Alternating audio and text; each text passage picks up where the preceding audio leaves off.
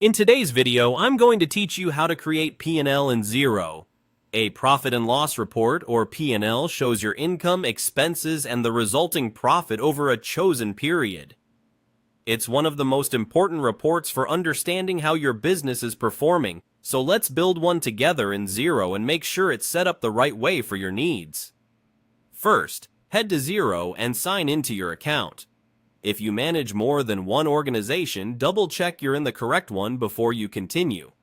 From the main dashboard, look for the reporting option in the top navigation. This is where Xero groups all your financial reports. Open it, then select Profit and Loss. You'll land on the P&L setup page with filters and options at the top and the report preview below. Start by choosing the period you want to analyze. You can pick a preset range like this month or last quarter, or use a custom start and end date.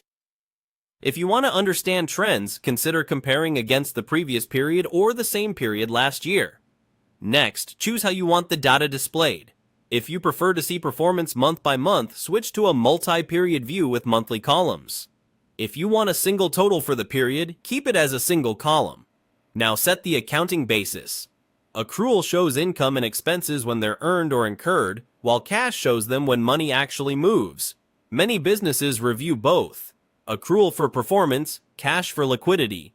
Use filters to refine the view. Tracking categories like region, department, or project let you slice the P&L to focus on a specific part of the business. You can also choose to show account codes and Xero balances if you need a more detailed audit trail or want to spot unused accounts. When your selections look right, click Update to refresh the report. Review the structure, revenue at the top, cost of sales next, giving you gross profit, followed by operating expenses, and finally net profit at the bottom. If something looks off, you can adjust your dates, basis, or filters and click Update again. As a tip, if you ever need to investigate a figure, you can usually click a number in Xero to see the underlying transactions and confirm they're coded correctly. Once you're happy, export or save the report. Use export to create a PDF for sharing or an Excel file for further analysis. If you'll reuse this layout, save it so you don't have to rebuild the filters next time or publish it to capture a snapshot for your records. That's it. Your P&L in Xero is ready and tailored to your needs.